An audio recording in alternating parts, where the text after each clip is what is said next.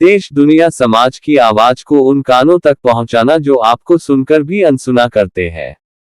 हम हैं आपके साथ, देखते रहिए खबरें 24x7 न्यूज, एहसास सच का। नमस्कार, मैं कविता भारती। आप देख रहे हैं खबरें न्यूज 24। आइए देखते हैं इस वक्त की बड़ी खबर। मौलिक अधिकार पार्टी के राष्ट्रीय मुख्य संगठन सचिव कुलदीप सिंह ने मोदी सरकार पर साधा निशाना।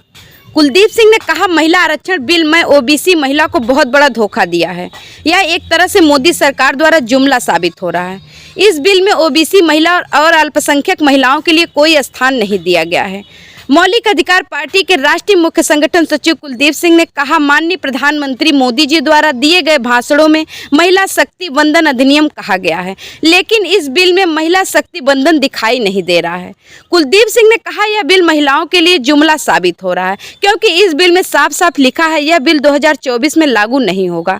नई जनगणना के बाद यह नया परिसीमन होगा, उसके बाद 2026 में लागू कराया जाएगा और इसका फायदा सीधे तौर पर 2029 में होगा। कुलदीप सिंह ने कहा, अभी इस बिल को लाने की जरूरत क्या थी? यही सब करना था तो इसे 2 वर्ष पहले भी लाया जा सकता था। भाजपा सरकार महिलाओं के लिए बड़ी बड़ी बातें करने वाली पूर्ण बहुमत की सरकार ने अभी तक इन 9 सालों में महिला आरक्षण बिल क्यों नहीं लेकर आई?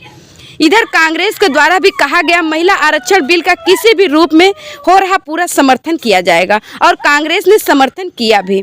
मौलिक अधिकार पार्टी के राष्ट्रीय मुख्य संगठन सचिव कुलदीप सिंह ने कहा, भाजपा और कांग्रेस दोनों जुड़वा बहनें हैं। ओबीसी एवं अल्पसंख्यक वर्ग की महिलाएं इस पर विचार करें। Bureau report, Agra, Uttar Pradesh.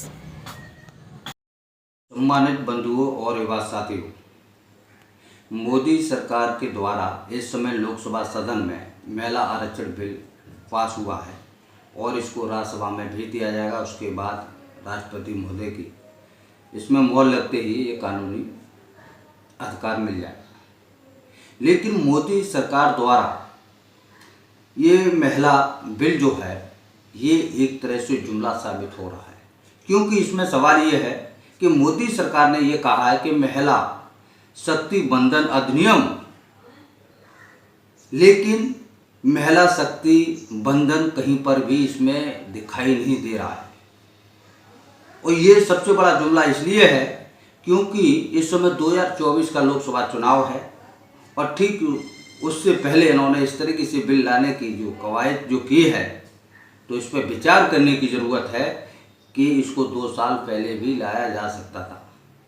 और भारतीय जनता पार्टी महिलाओं की बहुत बड़ी हितैषी अपने आप को बताने वाली पार्टी 9 वर्ष में पूर्ण बहुमत की ये सरकार ने अभी तक 9 वर्ष में इस बिल पर विचार क्यों नहीं किया?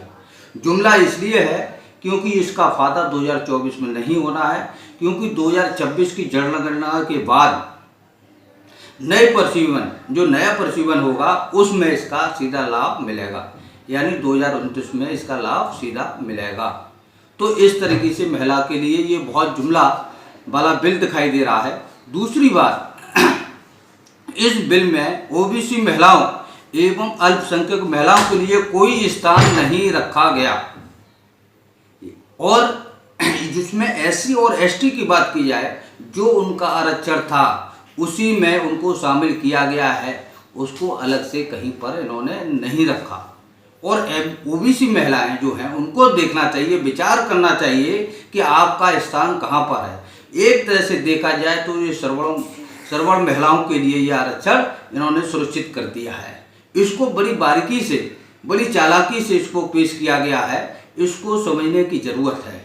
और सबसे बड़ा सवाल, जो प्रधानमंत्री जी अपने आप को पिछड़े वर्ग के कहते हैं, ओबीसी प्रधानमंत्री कहते हैं, तो सबसे बड़ा ये सवाल है कि ये कैसे ओबीसी प्रधानमंत्री हैं जिन्होंने अपनी ओबीसी महिलाओं के लिए कोई स्थान नहीं रखा? तो इसका फायदा जो है किसको होना है, इस पर विचार करें। और जब यानी भारतीय जनता पार्टी ने जब इस बिल की घोषणा की तो कांग्रेस ने भी इसका की तरफ से बयान आया। राहुल गांधी ने कहा कि इस बिल को यानी किसी भी रूप में हो, इस बिल का हम कांग्रेस पूरा समर्थन करेगी। तो देखा क्या गया है कि कांग्रेस ने भी इसका पूरा समर्थन किया है, विरोधाभास रहा लेकिन उसके बाद समर्थन किया है। तो मौलिक अधिकार पार्टी के द्वारा आपने सुना होगा कि भारतीय जनता पार्टी और कांग्रेस जो दोनों जुड़वा बहनें हैं, इसको समझना बहुत ज़रूरी है, क्योंकि ये ऐसे लोग हैं ये कौन लोग हैं, इसकी पहचान करना बहुत जरूरी है। ये लोग जो है पक्ष में भी रहना चाहते हैं, विपक्ष में भी रहना चाहते हैं, जिसमें राजनीतिक भागीदारी जिस तरीके से महिलाओं की यानी ओबीसी महिला यानी बहुत बड़ा 52% जो संख्या जो है उसमें से जो उनकी आधी आबादी जो ओबीसी महिला हैं उनके साथ सरासर अन्याय हुआ है और जिसमें अल्पसंख्यक महिलाओं को भी नज़रअंदाज कर दिया है।